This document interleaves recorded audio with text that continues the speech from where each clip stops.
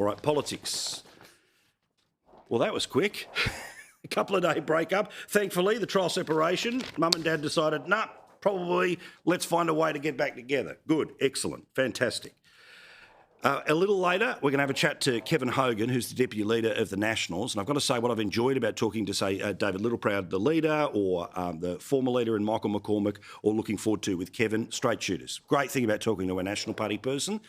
This is all about four things that I think are pretty obviously going to be the beyond sticking points now, and they will be sorted out. It means that everyone's holding off, and there's no need to rush to name shadow ministries. Parliament's not back until towards the back end of July, so there is some time to go through it. But thankfully, what seemed just a couple of days ago as the course apart is now starting to chart back together. Good to see. But yet again, and you know this, right, because we talk to National Party MPs on the telly all the time. We talk to One Nation people on the telly all the time.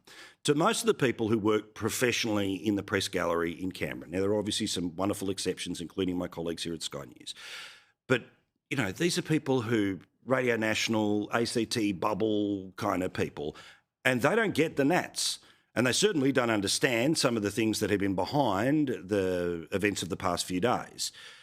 And I just wanted to show you, just like we did during the federal election campaign, how the media interact with people like David Littleproud. Now, there's also a strange little phenomenon, and I, again, like to tell you how the sausage is made, sometimes not pretty, but it's good to know, is that, as you know, the press gallery in Canberra, the physical part of the building, it's part of Parliament House. It's not too far from where the Senate is. It's a couple of levels up. That's where all the TV studios and all the radio studios are.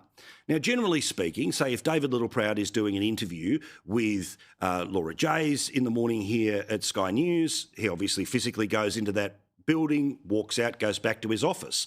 But for some reason, this thing has built up over the past many years that rather than just listening to what happened in the interview that was planned, they all basically ambush the person as soon as they walk out of another organisation's studio, which is why you often see nonsense like this, like we saw today, in the corridors of the press gallery.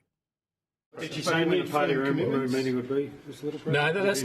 Sorry, can you just answer that? Do you need firm commitments on that? Hold on, why don't you just do this in the first place rather than rush off and leave the coalition? Why don't you give it time to have the party room meeting? How much time are you prepared to wait, though? How much time do the Liberals need? Do you respect that process? Is it too early to say we're not going to get back together if it's a no? Yes, we can, because I can trust Susan. The thing is, all of those questions had been asked in the interview that inevitably he had done it with the ABC or Channel 7 or anything else. But we live in this very weird media culture where rather than just going, OK, they're doing an interview on ABC radio, they ask all the questions, instead, because they don't want to show anything of a logo that's not their own, we have to do the same thing over and over and over again, and it makes it all look way more chaotic. And then there are people who, of course, make it all about themselves. What exactly does the Liberal Party... Can I ask a question? I feel like there's been a lot of blokes that have been asking questions. What does that have to do with anything? Like, literally, it is every media organisation in the country all yelling at once. Oh, but the gender part's all part of it, yes. The special angle over there on Channel 2. Fair dinkum. Anyway, good luck to them. It's always about them, always about them. And because I pointed out, ooh, well, I cop it in the neck. Don't care.